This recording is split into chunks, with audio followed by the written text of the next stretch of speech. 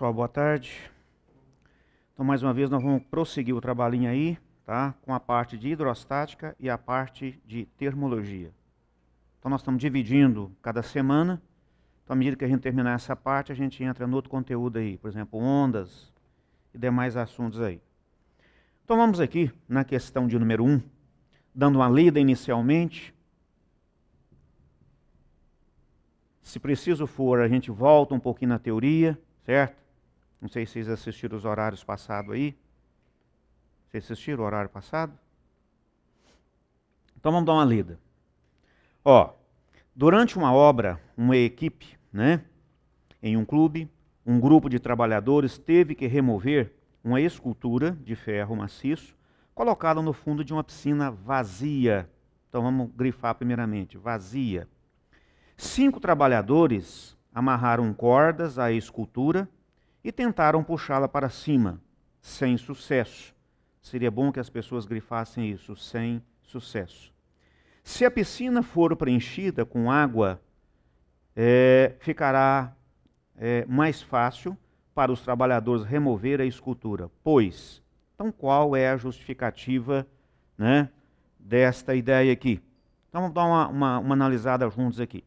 Todos nós percebemos, quando a gente está dentro de uma piscina, por exemplo, que você pega uma criança e tenta elevar, né? Então, no ar, normalmente, a gente faz um esforço maior. Uma vez que você está dentro da água, a gente faz um esforço menor. Qual que é o fato, né? Qual é a conclusão física que nos leva, certo, a concluir essa ideia aí? Então, primeiro caso, eu vou dividir em casos. Primeiramente, a piscina vazia, né? Então tá aqui. Então vamos colocar, primeiramente, essa piscina vazia. Quando você tem essa piscina, né? Então aqui sem água. Então nós vamos colocar um corpo de massa M qualquer, uma escultura, pode ter o formato regular ou irregular, ela está exatamente aqui no fundo. Então vamos imaginar, a grosso modo, que isso aqui fosse a escultura. Tá. Quais são as forças que agem diretamente nessa escultura? Primeiramente, a força-peso, que é a força com que a Terra atrai os corpos, né? Então, peso é uma força, que a aceleração da gravidade está na vertical para cima, e o grupo de trabalhadores está exercendo uma força F. Mas eles verificaram que nesse primeiro caso, sem você colocar água, né, eles realmente não deram conta de erguer realmente essa escultura. Vamos colocar agora o nosso segundo caso e ver o porquê que eles conseguem elevar, né? Então vamos colocar aqui, segundo caso, né, com água. Então a piscina com água. Então colocamos o mesmo vasilhame, né? E agora nós percebemos agora um detalhe aqui, ó. Então vamos supor aqui, ó, nível de água, né? Então nível de água e a escultura lá no fundo. Então esse corpo lá no fundo da piscina. Colocando as forças agora que passa a agir, quer dizer, por colocar dentro da água o peso não muda. Tá. Mas uma outra força que passa a agir é o chamado empuxo. Então, para vocês que não viram o horário passado, toda vez que você mergulha um corpo dentro de um líquido, certo? Esse líquido passa a exercer uma força vertical para cima, denominada empuxo. Então, por isso que quando você tenta erguer uma pessoa ou um corpo qualquer dentro da água, então existe uma força vertical, certo? Proporcionada pela água, que nós chamamos de empuxo. Então vamos colocar aqui para você, já bem destacado, uma observação, né? Essa força aqui é chamada de empuxo. Ou seja, é a força que a água exerce no corpo, certo? Então esse empuxo é uma força, né? Então isso aqui é a força, se você quiser colocar, ó, é a força que a água exerce no corpo. Além do mais, desse empuxo, o grupo de trabalhadores agora pode fazer uma força F1 menor do que F. Então, no nosso caso aqui, F1 pode ser menor do que F. Por quê? Porque você conta com uma outra força auxiliar, que é o empuxo. Então, nesse caso, como é que ficaria?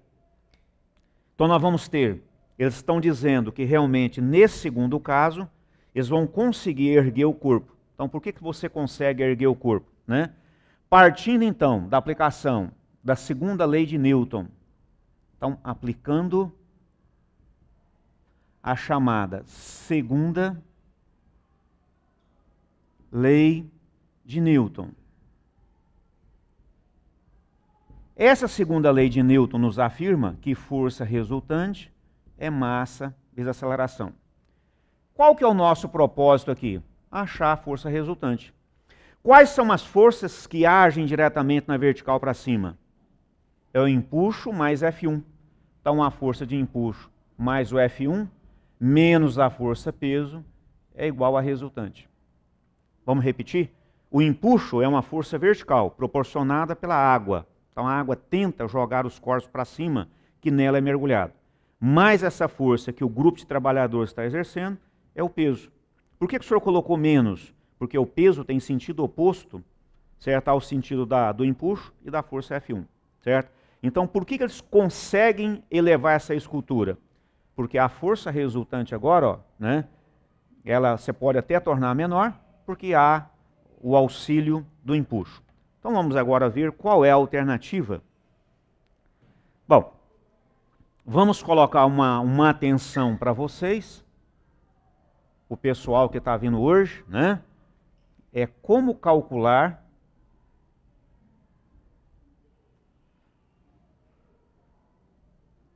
o empuxo.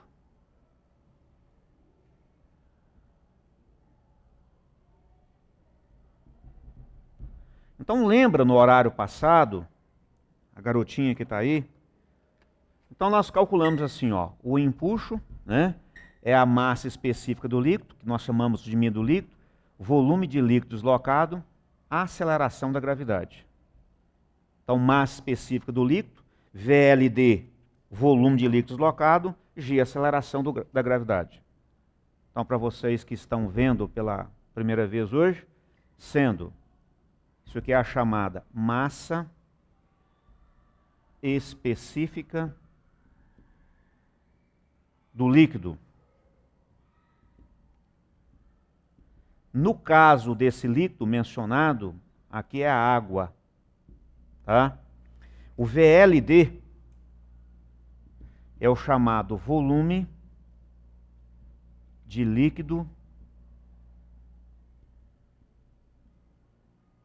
deslocado. E o nosso G, vocês conhecem muito, é a chamada aceleração da gravidade.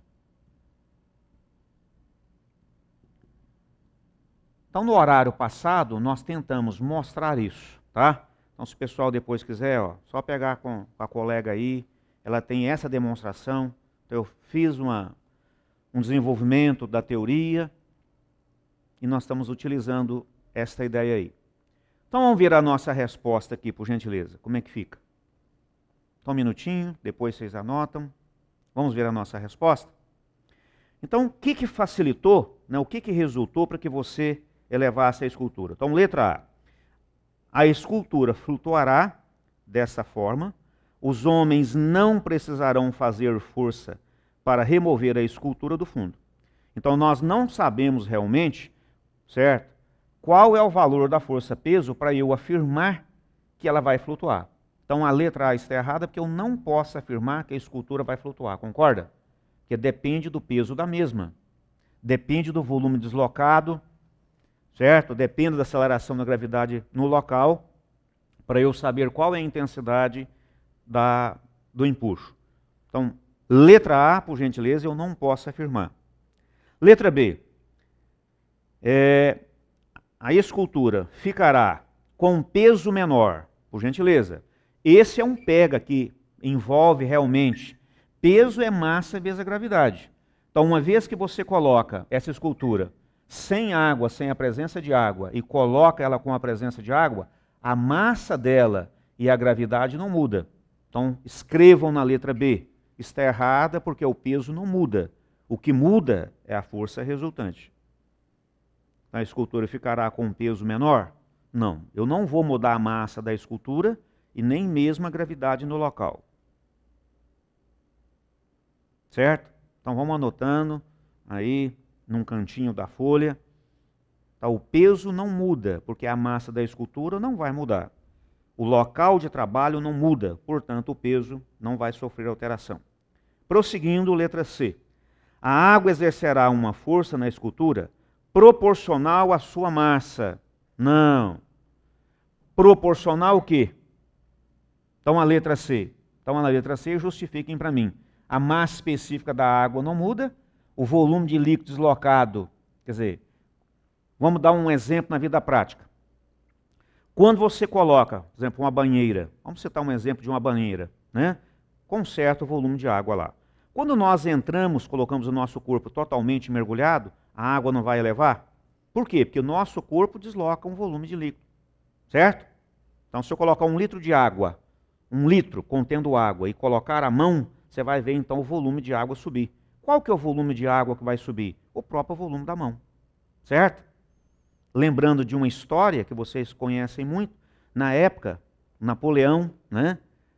E ele mandou fazer uma coroa, certo? E ele tinha medo das pessoas que estavam confeccionando a coroa, estava colocando realmente só de ouro. Porque lá no interior da mesa eles poderiam colocar um outro metal, concorda? Então, ao receber a coroa, ele ficou pensando, é totalmente de ouro? É, não é? Certo? E na época, né? Então ele pegou e propôs às pessoas, certo? Que conheciam de física na época, para tentar dimensionar se ela realmente era. Como é que eles fizeram? Colocou um volume, um vasilhame completamente cheio, mergulhou a coroa, concorda? O volume da coroa era o volume de líquido deslocado. A partir daí, a densidade do olho ele sabia, conhecia o volume, então ele passou a calcular a densidade do material. Certinho? Calculou a densidade, como ele conhecia a densidade do ouro, aí ele ia constatar se a coroa era realmente totalmente de ouro. Então é muito fácil, né? Então esse VLD aqui é o volume de líquido deslocado. Então a letra C nós excluímos aí. Letra D. Letra D está dizendo que a água exercerá uma força na escultura para baixo. Para onde que a água vai exercer a força na escultura? Para onde? Para baixo é o próprio peso. A força que exerce na escultura devido à água é na vertical para onde? Para cima. Então lá. Então a água exerce uma força na vertical para cima. E finalmente, olha a alternativa, letra E. A água exercerá uma força na escultura proporcional, grifem comigo, ao seu volume, não é isso? Ao volume de líquido deslocado, ó. Proporcional ao seu volume de líquido deslocado. Quanto maior o volume de líquido deslocado, maior o empuxo. Vamos ver mais ainda. E para cima, essa força se somará à força que os trabalhadores fazem, podendo resultar uma força ascendente maior do que o peso da escultura. Concorda? Então essa alternativa, ela fala tudo. Igual nós. Então, para a questão de número 1, está aqui a alternativa, letra E.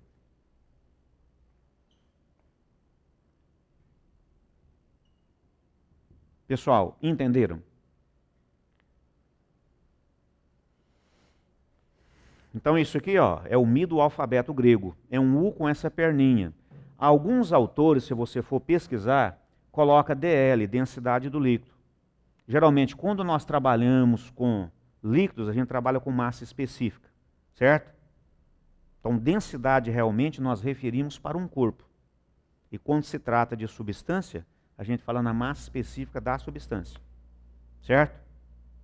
Agora, quando a substância, só um minuto, quando a substância for, por exemplo, maciça, o bloco for maciço e não tiver mistura, realmente é a densidade do corpo coincide com a massa específica do mesmo. Entendido? Por favor. Hã? Analisa. A força na vertical, só um minutinho que eu já vou te dar a folha. Por favor. Ele está referindo a força vertical para cima. Realmente o peso é proporcional à massa. O peso sim. Mas olha na alternativa letra E.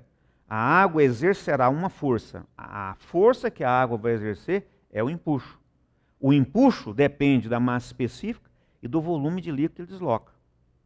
Entendido? Isso. Isso aqui é a massa específica ou chamado densidade absoluta. Não é a massa do corpo. A massa específica do líquido é a relação da massa total pelo volume total. Essa relação, então, é chamada de massa específica. Vou pegar uma folha para você.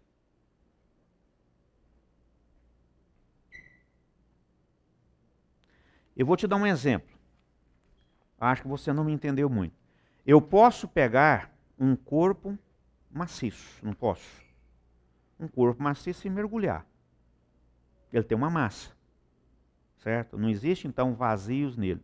Mas eu posso pegar uma bola, você concorda? Uma bola, no interior dela, ela é oca, concorda? Aí eu vou ter dois corpos de mesmo volume, mas massas diferentes. Portanto, eles vão apresentar o quê? Densidades diferentes. Então, o senhor que está chegando agora, nós acabamos de fazer a questão de número 1. Estamos trabalhando com hidrostática, tá? Então, onde você não entender, por favor, pergunte. Nós estamos aqui para ajudar. Posso fazer a 2? Um minutinho para vocês fazerem a 2. E o senhor que está chegando agora, dê uma olhada na 2, para você acompanhar.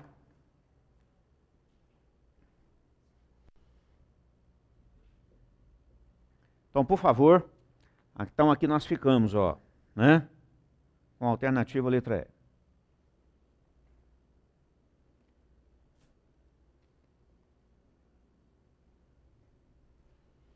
Então vamos agora.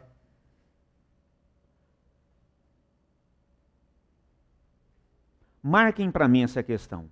Excelente é o tipo de questão que a gente vê sempre as pessoas cobrarem. Qualquer lugar que vocês for, essa questão é uma questão modelo. Eu vou procurar resolver bem devagarzinho.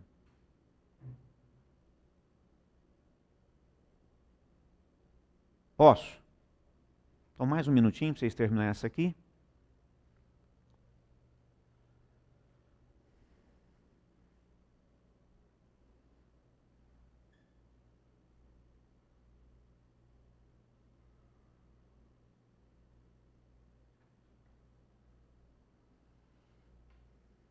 Posso ler juntos? Vamos ler juntos para a gente ver se a gente faz toda a folhinha sem correr.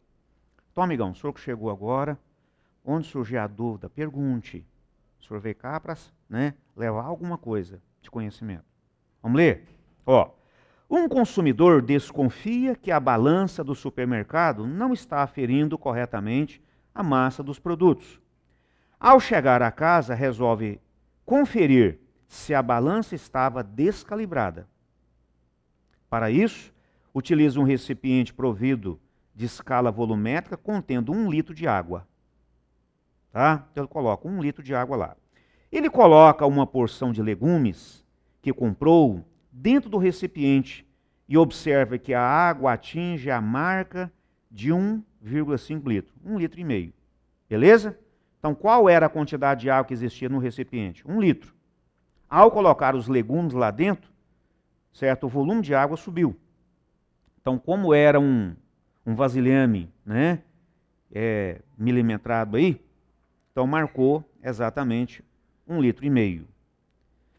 Prosseguindo aí, ele fala também que a proporção não ficava, ou que a porção dos legumes, né, não ficava totalmente submersa, com 1/3 do seu volume fora de água.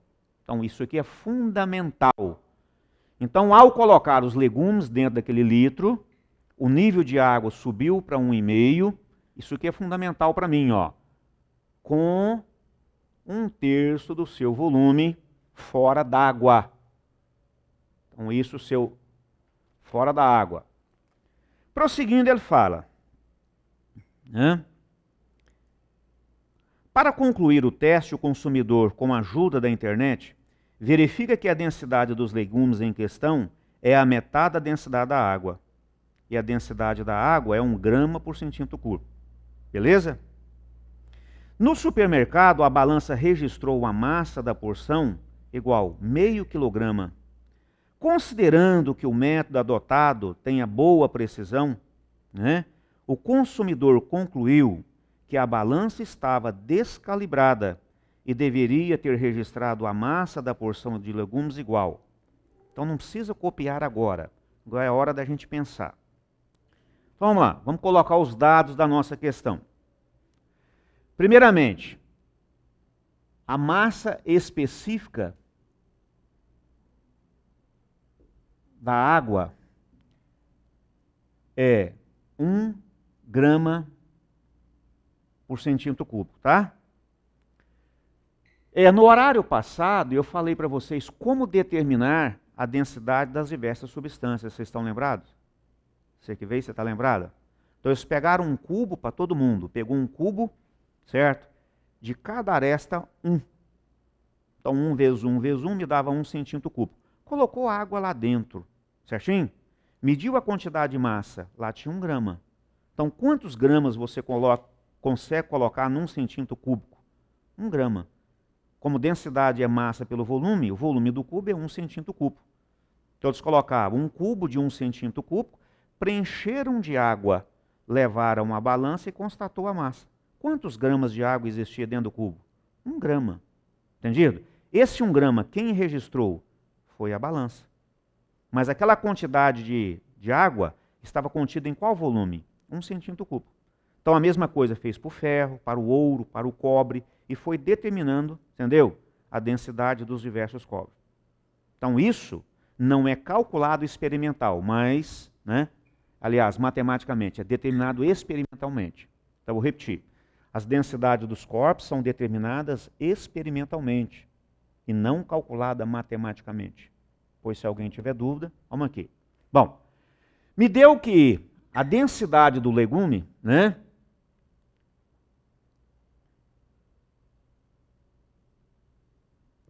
Olha aí, não era a metade disso aqui? Não era 1 grama? Não era a metade que ele falou no texto?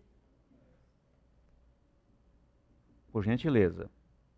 Massa específica, a densidade dos legumes.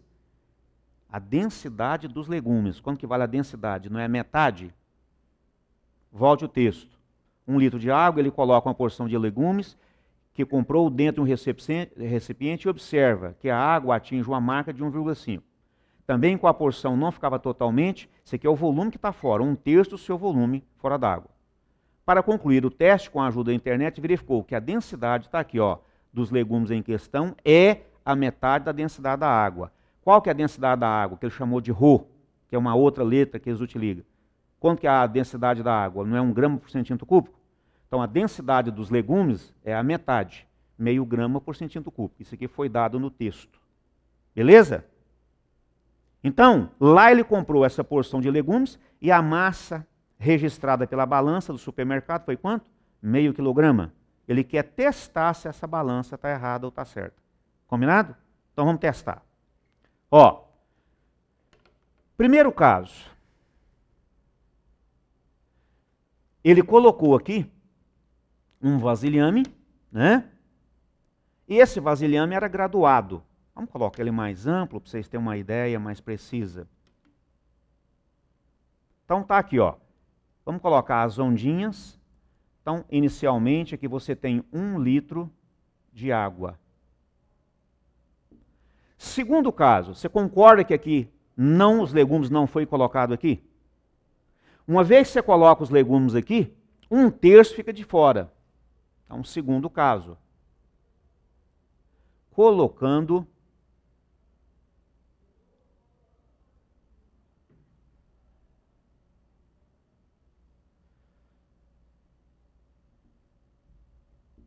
no litro de água. Agora que é o detalhezinho nosso aqui. Cabeça fria, se é o primeiro exercício que você está vendo. Ó, Para onde que foi o nível aqui? Qual que era o nível aqui? Quanto de água existia aqui? Não era 1 litro? Ao colocar os legumes que eu vou representar para você, foi para 1,5 litro. Mas 1/3 estava fora, não era? Volte comigo. Com 1/3 do seu volume fora d'água. Então vamos representar assim. Isso aqui fosse os legumes. Ou uma porção, né?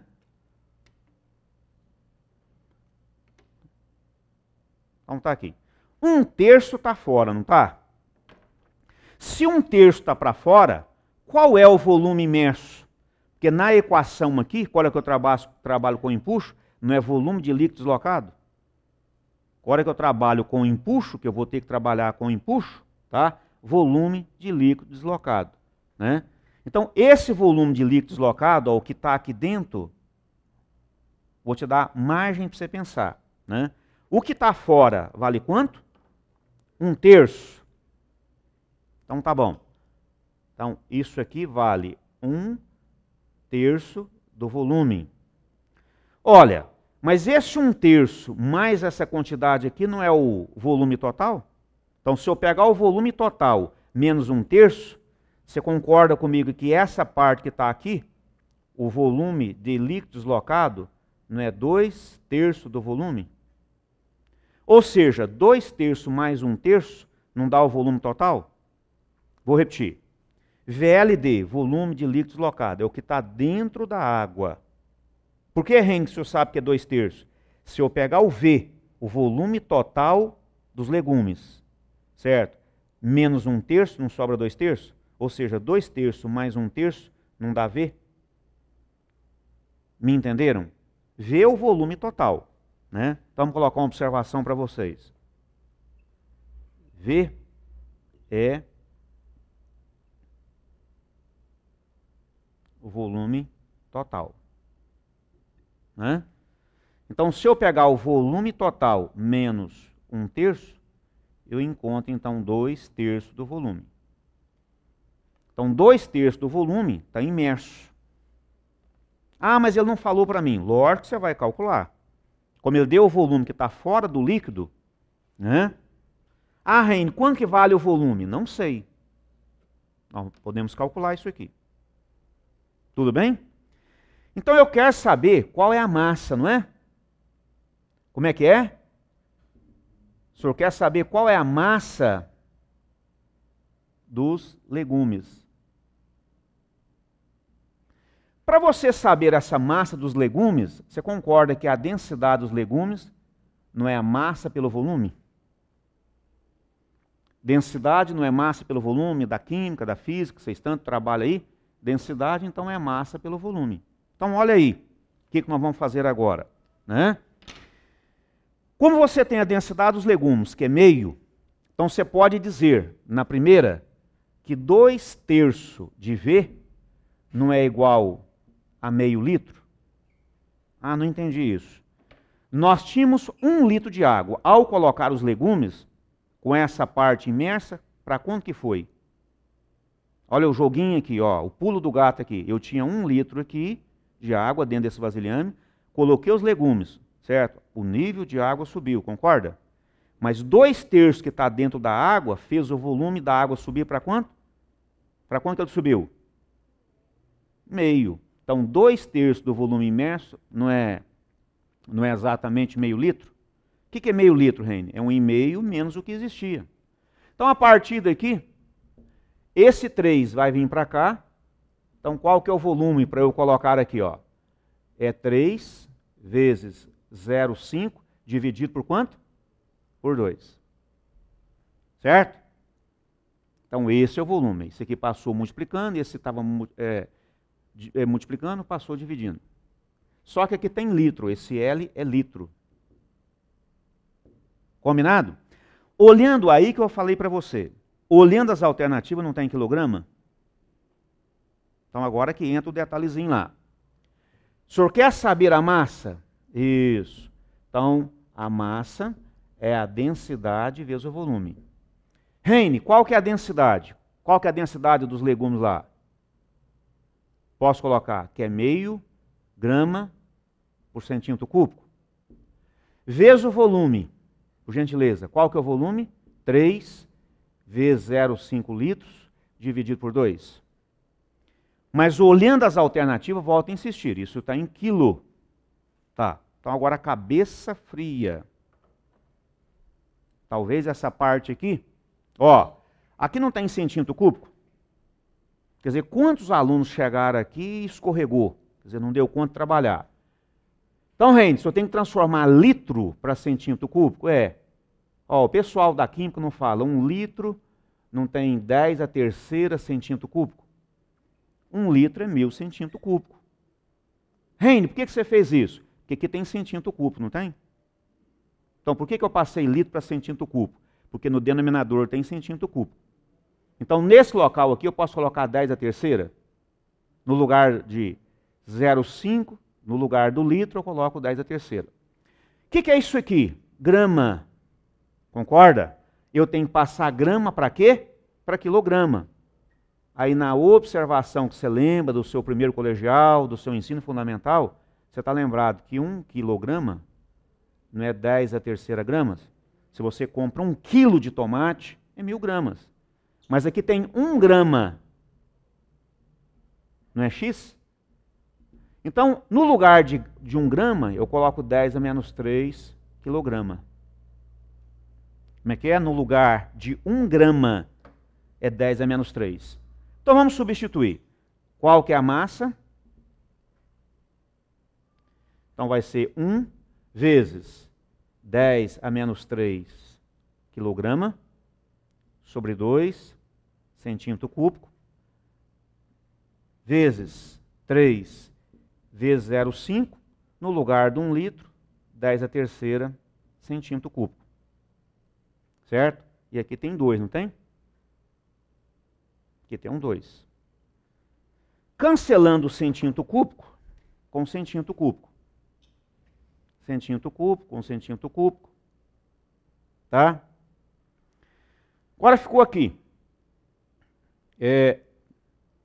Esse 10 a terceira com 10 a menos 3. Produto de potência, conserva a base, somos expoentes. 10 a terceira com 10 a menos 3 dá 10 elevado a 0.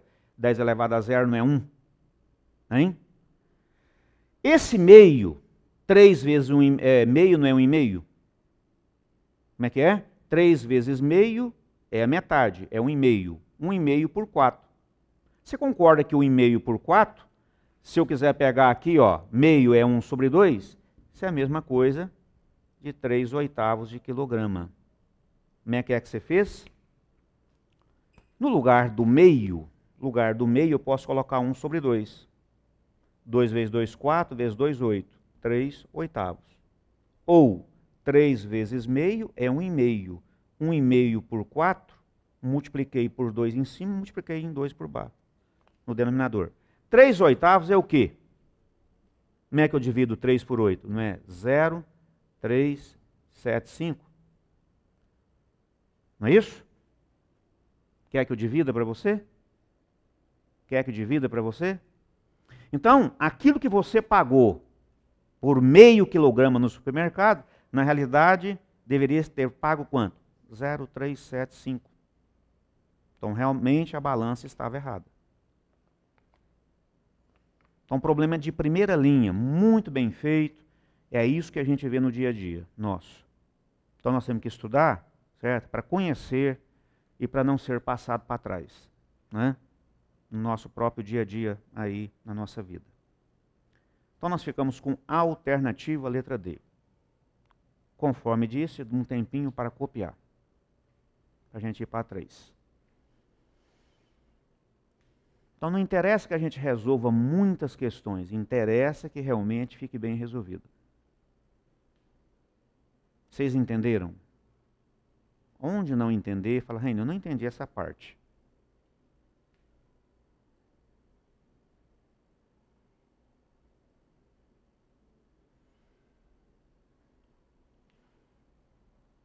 E o pessoal, estava conversando com a colega aqui, então o pessoal parece não estar dando importância naquilo que a escola está fazendo, né? No trabalho que a gente está fazendo, o empenho. Vocês conversam com os colegas de vocês, mostram o que vocês viram. Falam, ó, nós fizemos isso. Será que não é importante para você? Ah, por que você está me falando? Eu quero ver o seu sucesso também. Né? Conversa com um colega, o outro conversa com o outro. É isso que a gente quer. Essa primeira parte eu posso? Enquanto vocês vão copiando lá.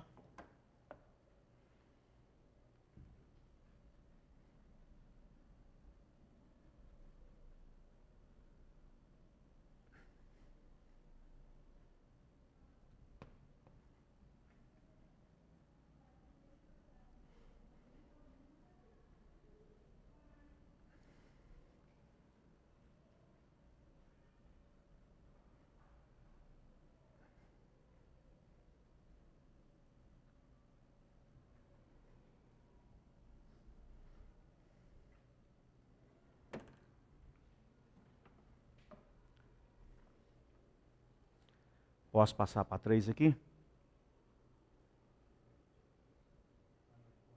Que eu posso?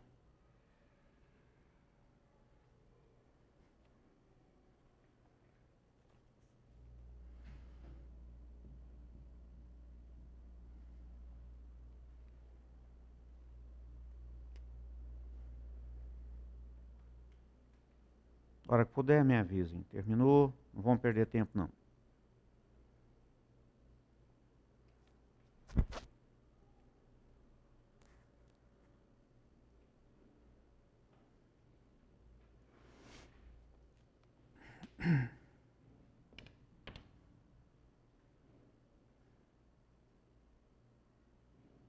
Quem já acabou, se quiser dando uma lidinha.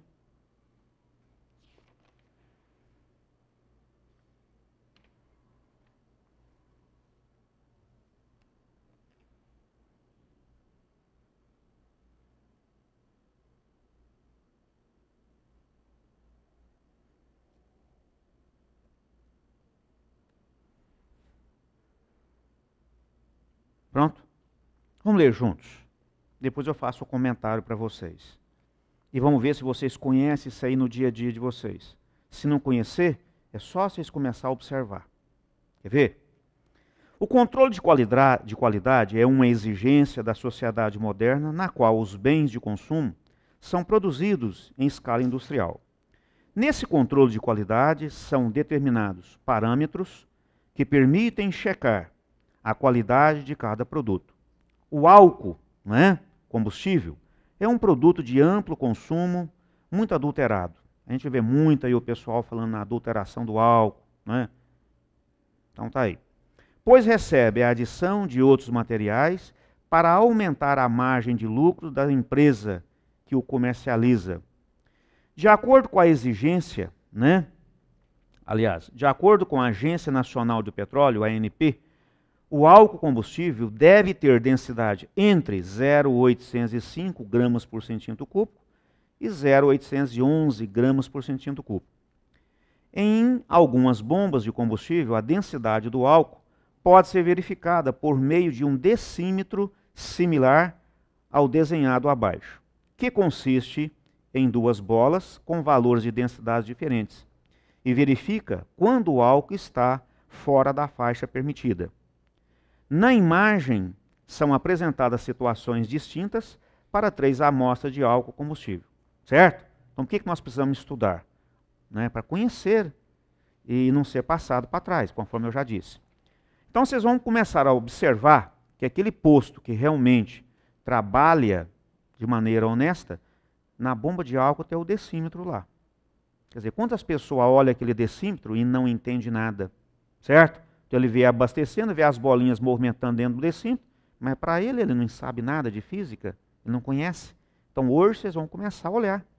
Se você tiver com alguém que não sabe, você fala, eu vou olhar. Não precisa falar, né? Você vai verificar. Olha aqui. Então, primeira coisa, a respeito das amostras ou do decímetro, pode-se verificar. Primeira coisa, amostra 1. Ó, certeza que você tira de letra. Heine, eu não dou conta de analisar essa amostra. Dá. Você quer ver? Quando você pega um corpo em cima da água, você coloca um barco em cima da água. Por que o barco não afunda? Porque a densidade do barco é menor do que a da água. Concorda? A densidade da água é 1 grama por centímetro cúbico. Heine, mas o navio, o barco é muito grande, leva muita carga. Lógico, ele tem uma grande massa, mas tem um grande volume, concorda? Tem um grande volume. Se a relação massa pelo volume for menor do que 1, ele não afunda. Se essa densidade for maior do que 1, ele afunda.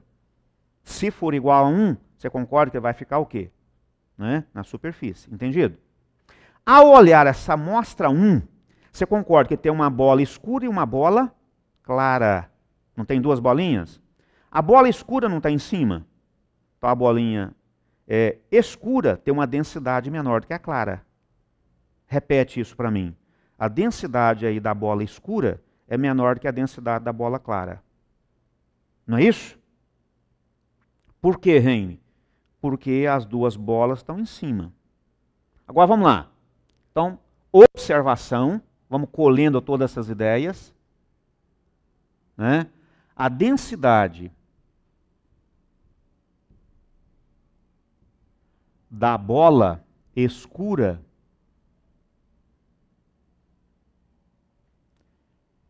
é menor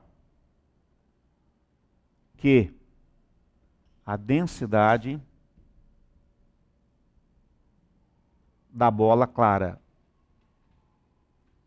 Vê se entendeu isso. Por que ela é menor? Vamos lá, todo mundo. Por que ela é menor? Porque a bola escura está em cima. Certo? Agora vamos analisar comigo aqui, com relação à densidade da amostra. Vamos supor que a amostra 1, vamos supor que fosse água, certo? E esses dois objetos aí, concorda comigo? Então, quando a densidade do corpo é maior do que a densidade da água, ela não afunda? Você percebeu que essas duas bolas não estão no fundo? Entendido? Então, lá dentro desse tubo aí existe uma amostra 1. Então, a amostra 1, então agora uma atenção para você, que ele vai falar isso aí. A densidade, precisa disso, da amostra 1 é maior, vamos ver se você me entendeu, é maior que a densidade das bolas. Eu posso afirmar isso? Na amostra 1, por favor, na amostra 1, concorda comigo? Por que as bolas não afundou na amostra 1? Se a densidade das bolas fosse maior do que a densidade da amostra 1, elas não iam para o fundo? E elas não estão no fundo. Então a densidade da amostra é maior do que a das bolas. Entendido? Você concorda que cada bola tem uma densidade? Concorda? Para que o álcool esteja dentro do parâmetro, uma bola tem que estar em cima, outra bola tem que estar embaixo, não é isso? Então repete, para que a amostra esteja dentro do parâmetro, uma bola tem que estar no fundo e outra bola tem que estar onde? Na superfície? Mais em cima? Porque a densidade das bolas são diferentes. Certinho?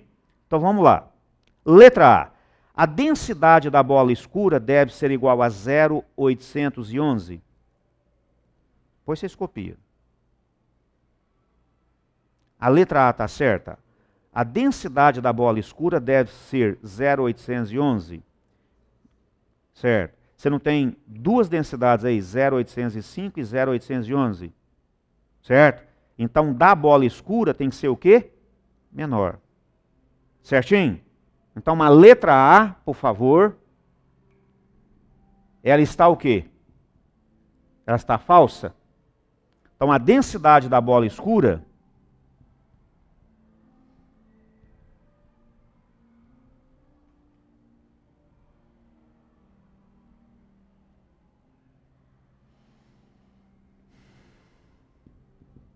então da bola escura é 0,805 gramas. Por quê? Ela está em cima, né? A bola estando em cima, ela tem uma densidade menor. A bola clara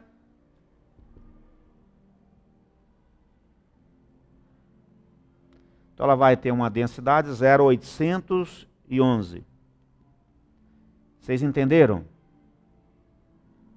A bola clara não está no fundo, ela não está debaixo da bola, da outra bola. A bola clara está sempre embaixo da bola escura. Então a letra A está o quê? Errada. Vamos na letra B.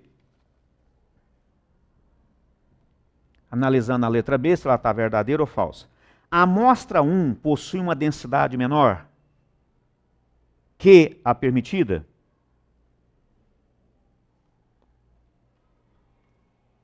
Estou esperando. A amostra 1 possui uma densidade menor do que a permitida? A densidade dela é maior do que a permitida, você concorda?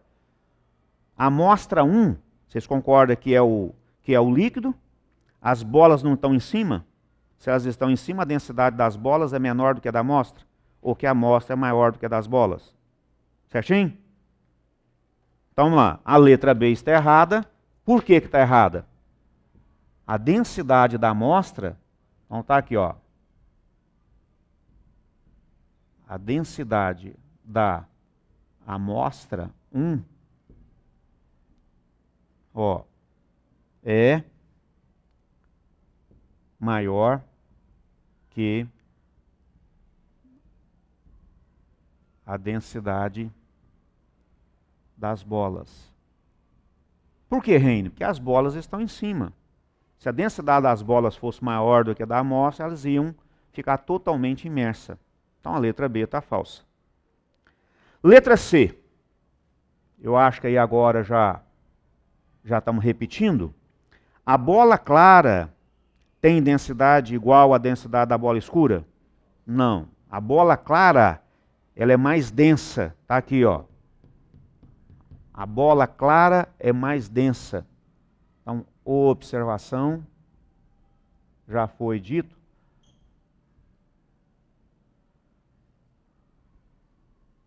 Possui maior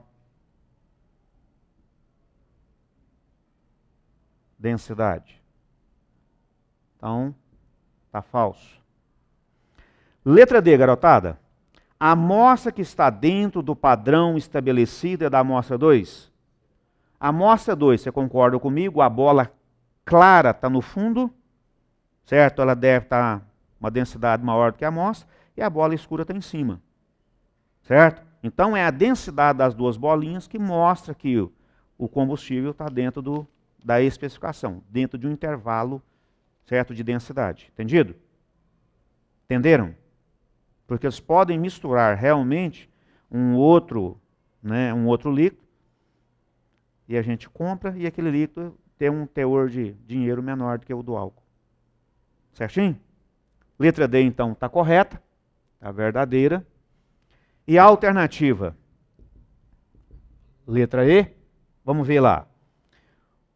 O sistema poderia ser feito com uma única bola de densidade entre 0,805 e 0,811? Não, o que marca que realmente o combustível está no padrão é o intervalo, concorda? É um intervalo de densidade. Né? Então, aqui realmente está falso. Vocês me entenderam o que eu falei? Vamos prosseguindo. Né? Então, a amostra que está dentro da especificação era número 2. Então, resposta, letra D. Então, pessoal, quando eu fiz aí, entrei. Então, nós pegamos todo o arquivo do Enem, certo? Nós temos de todas as provas do Enem. Está lá no arquivo. Aí eu fui pegando questão por questão e separando. Certinho? Por assunto. Ficou dúvida? Prosseguindo agora a questão 4, excelente também. Entra uma calorimetria.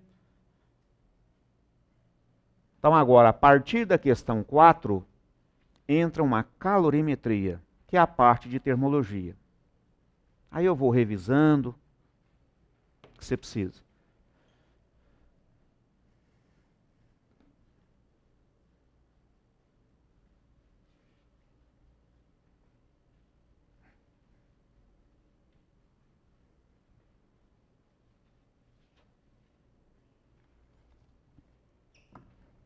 Então, dessa folha até a questão 3 é hidrostática? É.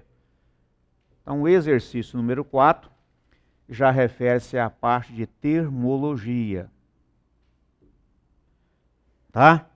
E essa parte da termologia tem um assunto chamado calorimetria, que é o estudo da quantidade de calor. Pode ficar tranquilo que eu vou mostrar passo a passo para você. Posso? Então, ó, até agora, ó, questão 1, 2 e 3 de primeira linha. E é o que vocês vão encontrar aí, né, no dia a dia de vocês. Vamos ler comigo. O Sol representa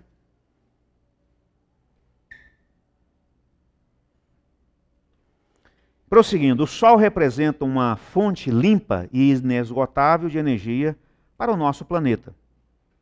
A gente sabe disso. A energia pode ser captada por aquecedores solares, né? Vocês conhecem nas casas de vocês, vocês têm os aquecedores aí. Que armazena, certo? Aquecedor solar armazenada e convertida posteriormente em trabalho útil.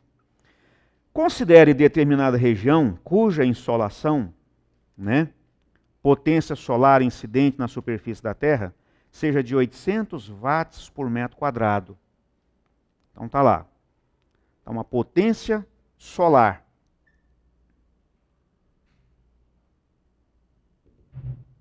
Então, me deu 800 watts por metro quadrado. Beleza.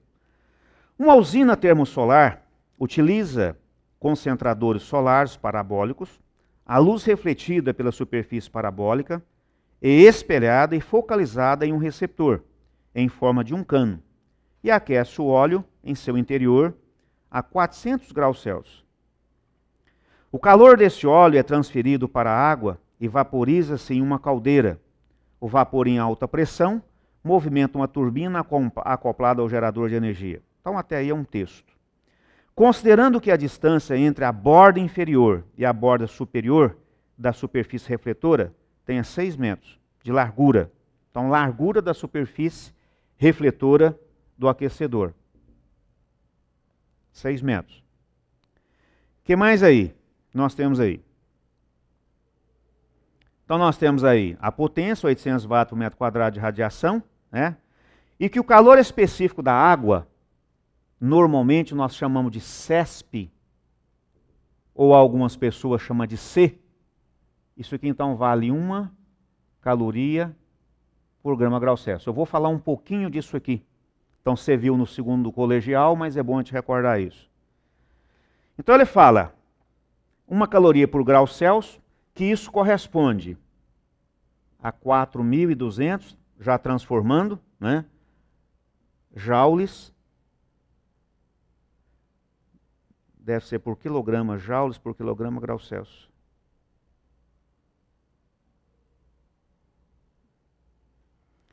Então ele fala assim, então o comprimento linear do refletor, esse comprimento linear nós vamos chamar de um x. Então isso aqui é o comprimento linear.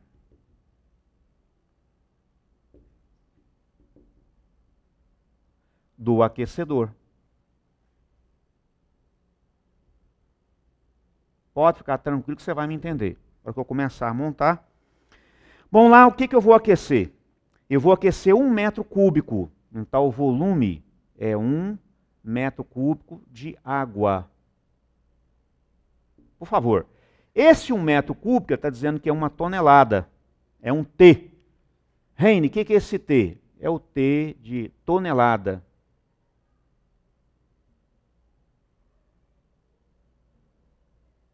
Tudo bem? Então 1 litro de água é 1 quilo. É 1.000 gramas que é 1 quilo. Porque a densidade da água é 1 grama por centímetro cúbico. Certo? Então a densidade da água é 1 grama por centímetro cúbico. Quando você pega 1 litro de água, na realidade é 1 quilo. Então 1 metro cúbico é 1.000 litros. Tá? Então, vamos lembrar aqui, ó, dessa observação já. 1 metro cúbico, né, equivale a 10 a terceira litros. Como 1 litro é 1 quilograma,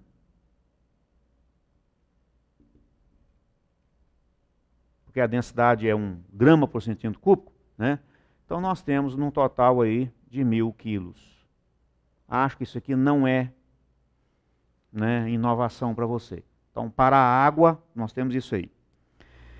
E nesse aquecedor, a água sofre uma variação. Temperatura inicial de 20 graus Celsius. Com o aquecimento final, ela vai para 100 graus centígrados. Então, eu já posso dizer que existe uma variação de temperatura, delta θ, por gentileza, variação de temperatura, que é a temperatura final menos inicial.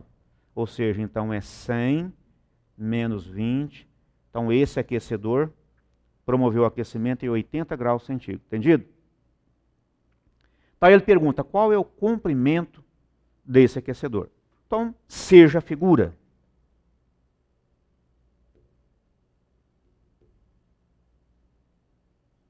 Então, vamos imaginar. Aqui você tem 6 metros, né? Da base inferior. É aí que muita gente já não entendeu. Quer dizer, quando eu trabalhei com essa questão em alguns cursos do Enem aí, então dessa parte inferior que vocês estão vendo até a superior, certo? Você tem então 6 metros. Ele está inclinado. Ó, ele é realmente parabólico da parte inferior até a superior, que é 6 metros. Então, da base inferior até a superior, você concorda que isso aqui vale os 6 metros. Ele foi bem claro no texto. Da base inferior da parábola até a superior é 6 metros. Aí ele está querendo saber esse comprimento linear que esse aquecedor deve ter para promover essa variação de temperatura de 80. Entendido? Então, na termologia, aqui se você quiser, dê uma olhadinha aqui. Temos que a quantidade de calor é massa, calor específico, variação de temperatura. Lembra disso aqui? Q igual a mc delta θ? O ano passado você estudou muito essa ideia. Quantidade de calor é a massa, calor específico, variação de temperatura. Heine, eu não estou entendendo. Por que você vai calcular a quantidade de calor? Então agora eu vou colocar para você. Por quê? A potência é a quantidade de calor pelo intervalo de tempo. Esse ano, parece que eu já vi o Ricardo aí, em algumas salas, a gente passa na porta da sala, ele está comentando, a gente ouve. Você está lembrado que aquela equação da energia elétrica, energia é potência vezes o tempo? Parece que em algumas turmas ele já chegou. O consumo de energia, quantidade de calor é energia? É. Potência do aparelho elétrico, o chuveiro, a lâmpada, e o intervalo de tempo de ligação. Está lembrado? É a mesma equação que o Ricardo está usando na eletricidade. Potência, energia por tempo. Então a energia é a potência vezes o intervalo de tempo. Então o nosso computador está gastando uma energia. Qual que ele gasta? É a potência dele vezes o tempo de ligação. Como eu tenho a potência, certo? Que é 800, nesse intervalo de tempo aqui eu posso achar a quantidade de calor, não posso? Fala outra vez. Eu posso achar a quantidade de calor que a água recebeu com a potência do aquecedor e com o intervalo de tempo, que ele falou que esse intervalo de tempo é o quê? Estou esperando você achar lá. Lá no finalzinho do texto, olha o intervalo de tempo que ele falou. 1 hora. Lá no final. 1 hora não tem 3.600 segundos? Por que eu vou trabalhar com o tempo em segundo? Por favor. O calor específico da água não é 4.200 joules por quilograma, grau Celsius? Joule não é unidade de energia no sistema internacional? Quilograma não é unidade de massa no sistema internacional? Então você concorda que esse intervalo de tempo tem que ser no sistema internacional? Então, no lugar de 1 hora, 3.600 segundos. Então nós já estamos com a faca e o queijo na mão. O que nós vamos fazer? Vou achar a quantidade de calor que a água precisa receber do aquecedor para elevar a temperatura para quanto? Para 80. O que o senhor vai fazer primeiro? Eu vou achar a quantidade de calor que a água precisa receber do aquecedor para que essa massa de água de 1000 quilos venha variar a temperatura em 80. Então, primeiro caso, quantidade de calor. Vê se você me entendeu. Eu vou achar a quantidade de calor que o aquecedor liberou para a água, para que a água variasse a sua temperatura em 80 graus Celsius. Vamos lá. Qual que é a massa? Não é 1 metro cúbico? 1 metro cúbico não é 1000 litros? Densidade da água, 1 grama por centímetro cúbico. Então aqui ficou o quê? 1000 quilogramas. Qual é o calor específico da água? 4.200 o quê? Joules por quilograma grau Celsius. Qual é a variação de temperatura? Qual é a variação? Não é 80? Vamos ver o que sobrou dessa simplificação aí. Grau Celsius com grau Celsius, por favor, ó. Quilograma com quilograma, cancelou, sobrou o joule. Certo? Então essa energia está no sistema internacional. O que o senhor vai fazer agora? Eu vou multiplicar 4.200 vezes 1000 vezes 80 e vou achar uma quantidade de calor aqui. Certo? Então esse valor eu já trouxe pronto, para a gente não ficar perdendo tempo. Então é 336 vezes 10 a sexta joules. Depois em casa, com um tempinho, vocês refaçam. Então fazendo esse produto, eu encontro isso. Heine, para que você achou esse valor? Então essa é a quantidade de calor que o aquecedor precisa liberar para a água, certo? Para que a água varie a sua temperatura em 80. Essa é a quantidade? É. Mas qual é a potência do aquecedor?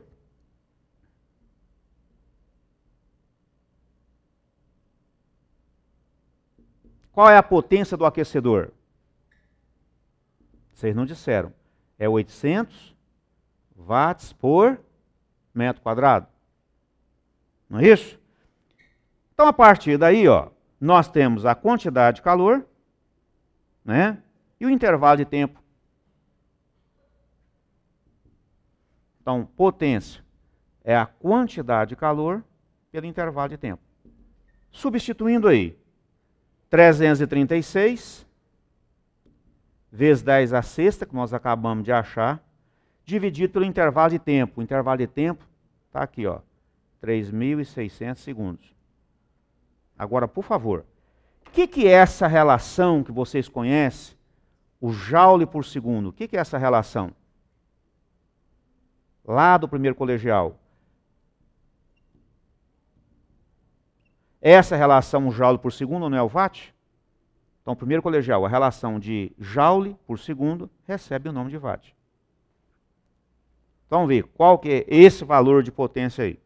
Então, você tem um valor, vamos ver se dá para colocar nesse cantinho aqui, de 9,3 vezes 10 a quarta watts. Bom, a partir daí, 1 metro quadrado, falei e estou voltando a repetir. No aquecedor, ele fornece o quê? 800 watts por metro quadrado. Finalizem comigo. No aquecedor, ele tem uma potência de quanto? 800 watts por metro quadrado. Então, eu posso dizer que o aquecedor, 1 metro quadrado dele, ele libera quanto? 800 watts. Mas eu preciso de quantos watts para aquecer a água? Eu preciso de quantos watts para aquecer a água? Hein? 9,3 vezes 10 a quarta watts. Não é o x metro quadrado aqui? Qual que é essa área aqui? Como é que eu faço para achar essa área? Não é x vezes 6? O aquecedor não tem 6 pelo comprimento que eu estou determinando? Repetindo, da base inferior do aquecedor até a superior tem 6 metros. Eu quero saber o comprimento dele, linear. Então aqui vai ser o x vezes quanto? Vezes 6. Então aí você tem que esse x é aproximadamente 19 metros. Então fica entre os parâmetros 15, 21, 22 e 30. Então ficamos com letra A. Então os parâmetros dele estão entre 15 e 21 metros. Nós achamos 19. Agora, depois de pronto, dá uma olhadinha, vê se entenderam. Eu percebi um pouco de dificuldade no olhar de vocês aqui. Dê uma olhada agora, uma raciocinada aqui. Então, o aquecedor ele libera 800 watts por metro quadrado. Então, 1 metro quadrado do aquecedor libera 200 watts. Eu achei qual é a potência que o aquecedor precisa liberar para promover uma variação de temperatura de 80 graus. Aí eu armo uma regra de 3. 1 metro quadrado do aquecedor libera 800 watts. Preciso de 9,3 vezes 10 a quarta, x. Reino, mas você colocou x vezes 6. Eu preciso da área. Como essa área é retangular, é o comprimento linear pela distância da profundidade até a borda superior, que é 6 metros que ele deu. Então isso aqui é dado.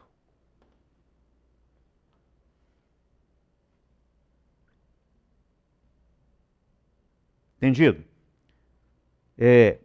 Qual que é a minha posição diante dessa questão?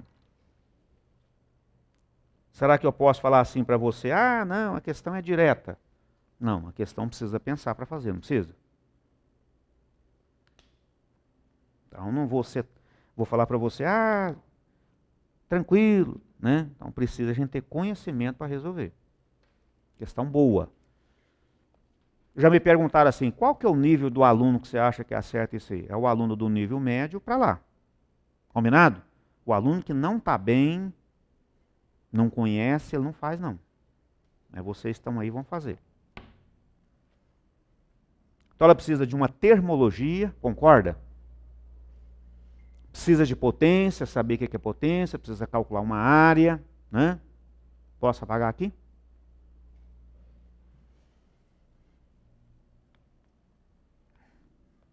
Então vamos caminhando, gente. Toda quinta-feira, né? Nós estamos aqui para ajudar vocês. Vamos animar. Então as dificuldades a gente encontra mesmo.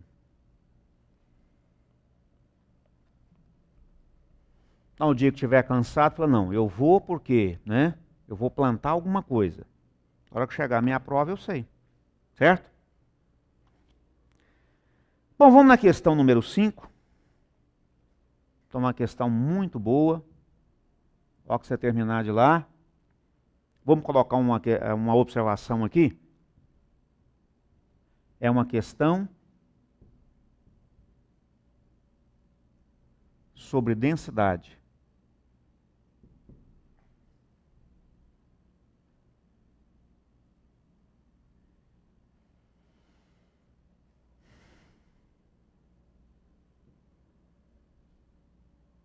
Hora que puder.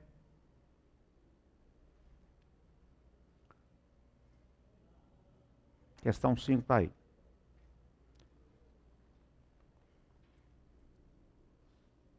Vocês terminaram de lá?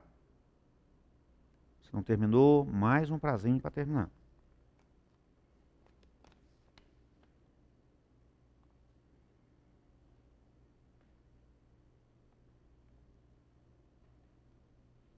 Prontinho? Vamos ler juntos? Ó, questão também interessante do nosso dia a dia. Certas ligas estanho-chumbo, então eu posso fazer uma mistura de estanho e de chumbo. Eu tenho uma liga, né? Com composição específica, né, forma um eutético simples, o que significa que uma liga com essas características se comporta como uma substância pura, com um ponto de fusão definitivo, no caso 183 graus centígrados.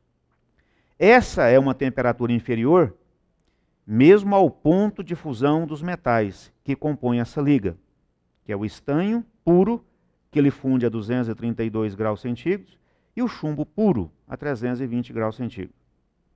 O que justifica sua ampla utilização na soldagem dos componentes eletrônicos. Vou dar uma paradinha aí e fazer uma observação. Vocês vêem muitos técnicos, entendeu? Às vezes soldando um componente no outro. Interligando através de um fio, ele faz uma solda. E às vezes ele utiliza essa solda, certo? Desses componentes aí, estanho e chumbo. Então ele fala lá, em que o excesso de aquecimento deve ser sempre evitado.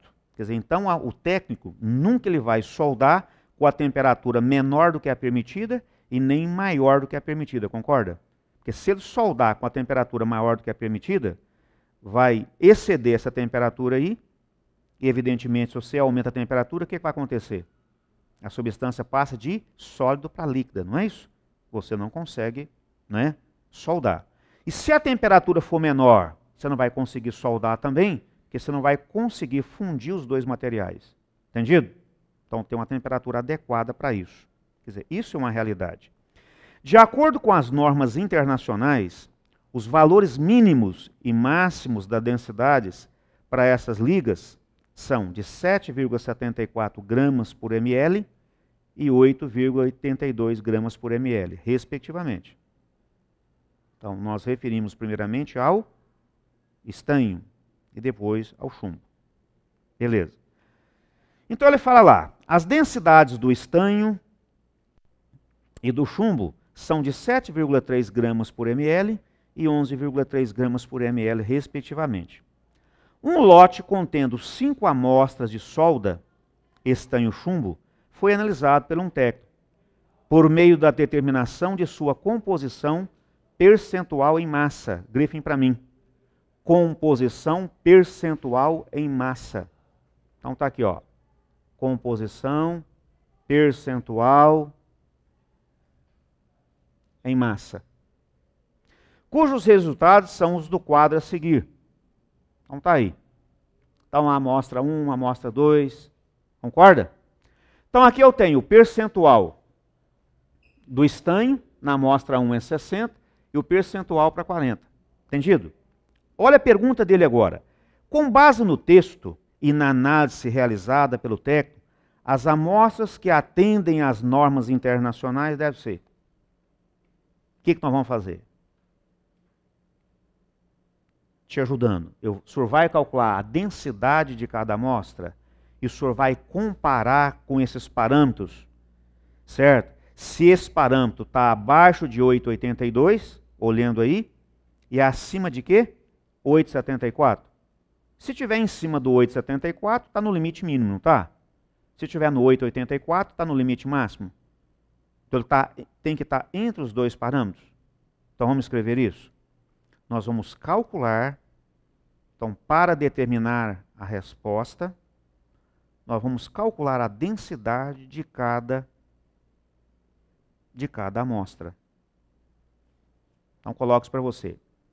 Para encontrarmos a resposta, temos que calcular a densidade de cada amostra. Para verificar se está dentro do padrão, entendeu? Do mínimo e do máximo. Tem que estar, pode até estar no máximo dela. No mínimo ou entre os valores aí. Entendido? Então vamos colocar aqui, ó, calculando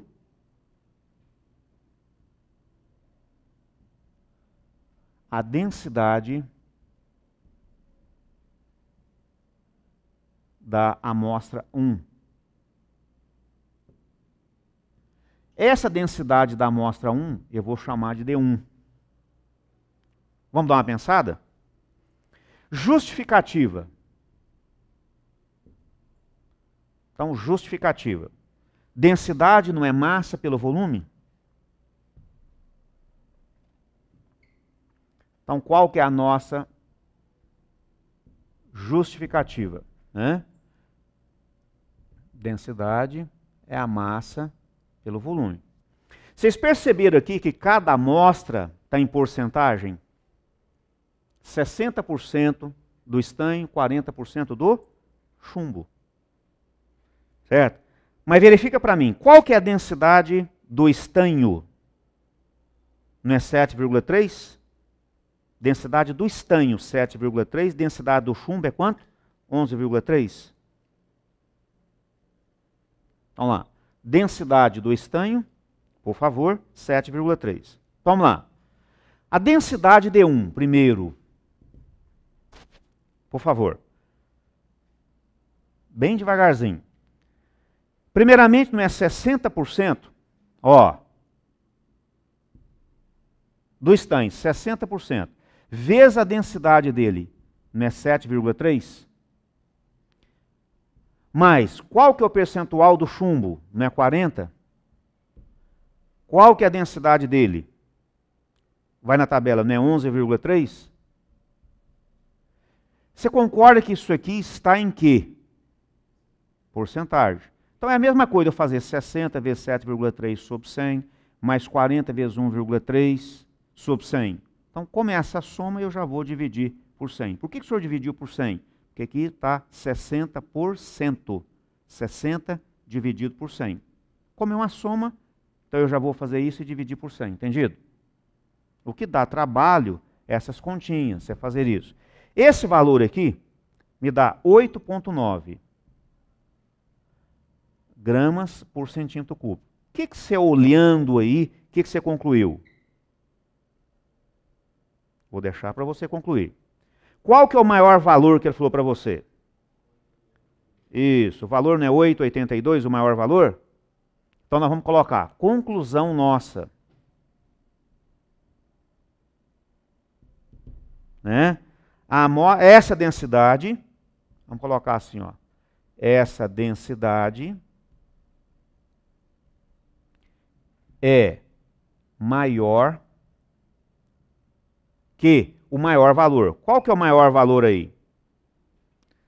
É maior que o valor máximo.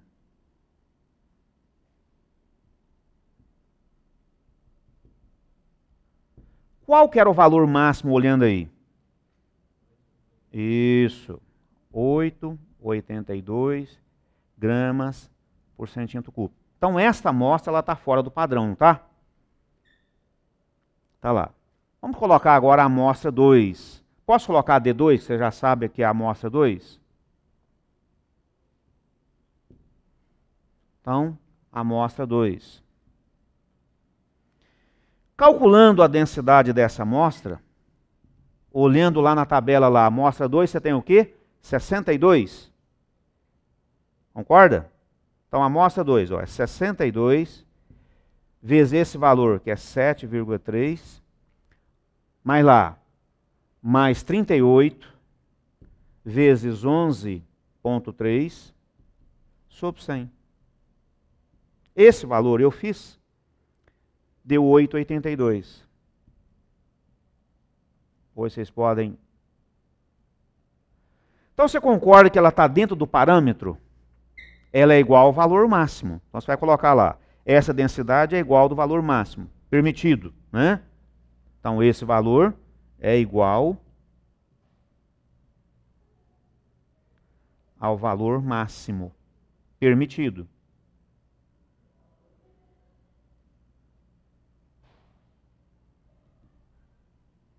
Então esta amostra, ela serve. Em seguida a amostra 3.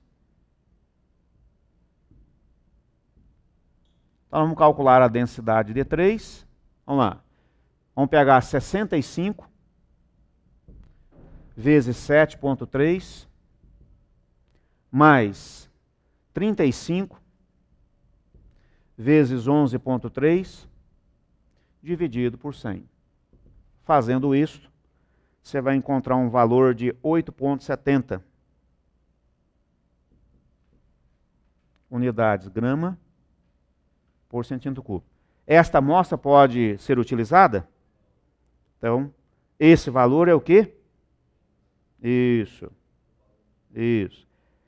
Então tá aí, 8,7. Então é 8,74. Então, densidade menor do que a amostra, né? Então, essa densidade, ela é menor do que o valor mínimo. Então, tá aí. Então, essa densidade, então você justifica aí para nós.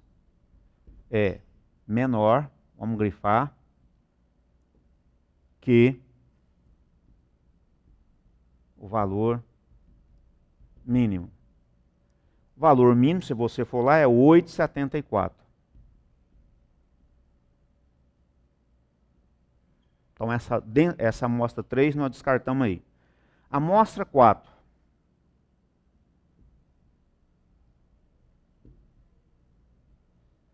Densidade D4. Indo na tabela lá, 63. Então, dá trabalho, os cálculos. vezes 7,3, mais 37 vezes 11,3 sobre 100. Então esse D4 aí dá 8,78 gramas por centímetro cúbico. 8,78 está entre, então eu posso dizer que está no intervalo, não está?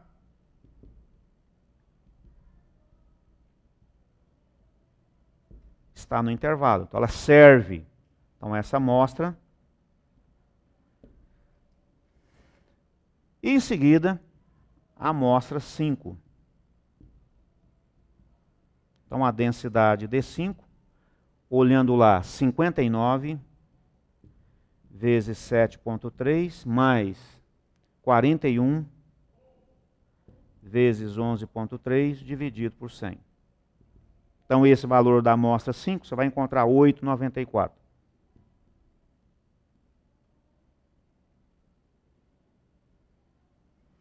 Se é 8,94, ela está o quê? Maior do que o valor máximo.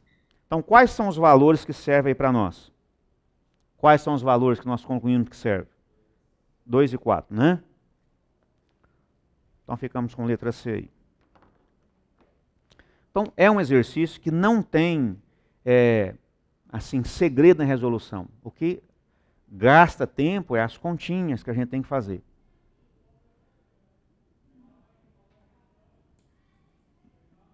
Então, como nós estamos aqui para mostrar o raciocínio físico para vocês,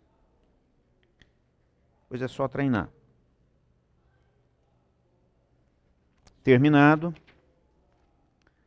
Virem na questão 6. Um minutinho para você anotar. Aí eu tenho que dar uma teoria, por favor, sobre o funcionamento da geladeira. Ou você vai entender como é o funcionamento da geladeira.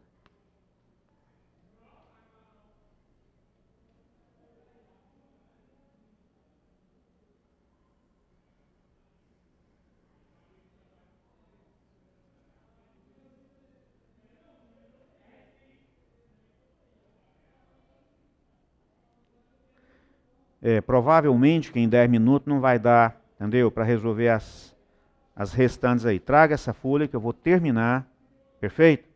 Na quinta-feira e vou distribuir uma outra folha para vocês. Quer dizer, não adianta correr. Está entendendo, amigão? Posso fazer o esqueminha ali? Enquanto vocês terminam aqui, eu posso fazer um esqueminha ali para você?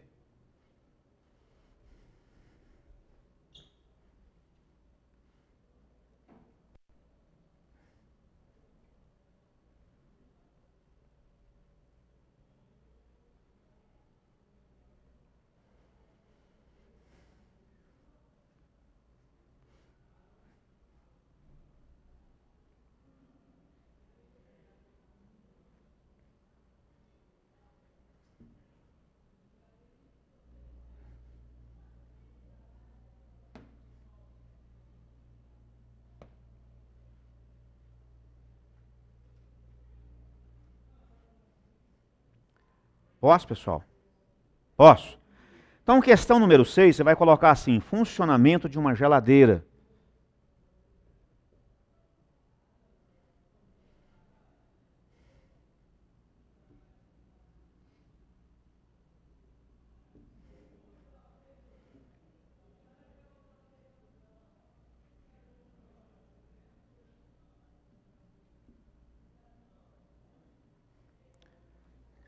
Então vamos comigo. Então passando aqui para frente.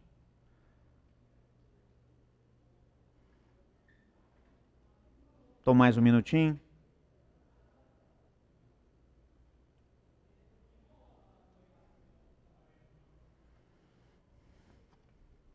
Vou fazendo um esqueminha aqui, um pouquinho diferente do que está aqui.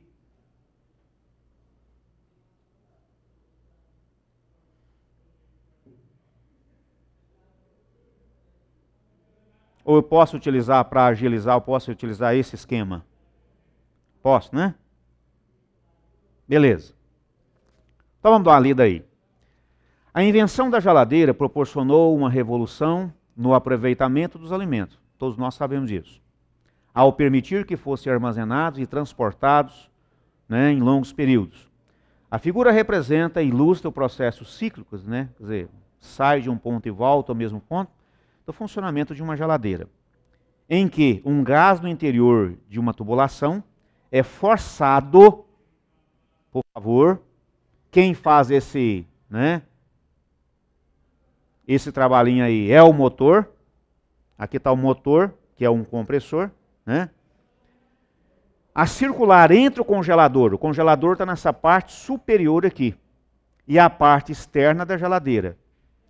É por meio desse processo de compressão, quer dizer, esse motor realizando uma compressão do gás, que está dentro dessa canalização aqui, né, que proporciona a troca de calor entre o meio interno e o meio externo aqui.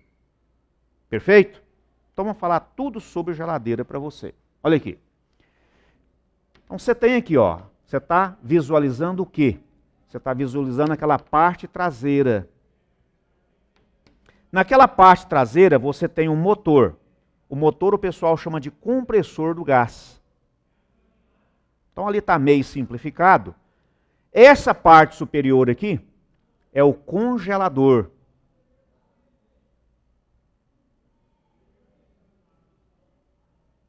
Tá. Dentro desse congelador, nós temos aqui um tubo, certo? Um cano. Então, se você abrir o congelador, você vai ver então um caninho aqui dentro, combinado? Esse caninho que está na parte interna do congelador, ele sai pelo orifício, pela parte traseira aqui. Não é isso?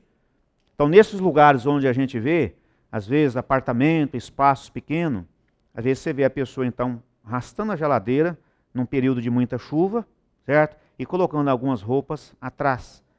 Não é isso? Porque o compressor, que é esse motor aqui, ele retira calor da parte interna fria e joga para a parte externa, que é a parte. O calor realmente ele passa de maior temperatura para menor. Então, esse motor faz um trabalho inverso, né? Fazendo então o fluxo de calor propagar da parte mais fria para a parte mais quente. Então, esse motor realmente faz um processo inverso aqui. Olha como é que é importante aqui. Você vai colocar então um cano. Então, Reine, o que é isso aqui? É um cano que está lá no interior do congelador. Isso aqui é um cano. Esse cano, ele desce, ele sai da parte interior e desce. Normalmente, ele desce em zigue-zague porque eu preciso de um grande comprimento de cano. Você entendeu? Então, aqui existe um gás no interior. Tá. Então, esse gás aqui, ele começa a fazer aquele movimento. Para frente, para a direita, vem aqui, vem aqui. E aqui está o compressor, que é o motor. Então, Reine, o que é isso aqui? Isso aqui é o motor. Depois sai um cano aqui e vem aquela parte faz isso, torna a descer. Você vai me entender, essa serpentina no processo. E aqui normalmente existe uma válvula, já vou te explicar o funcionamento da válvula, e vai ligar lá diretamente o retorno, por isso que o processo é um processo ciclo. Então aqui você tem uma válvula. Pode ficar tranquilo que você vai me entender. Ó, dentro da geladeira, como é que é? Como é que é dentro da geladeira?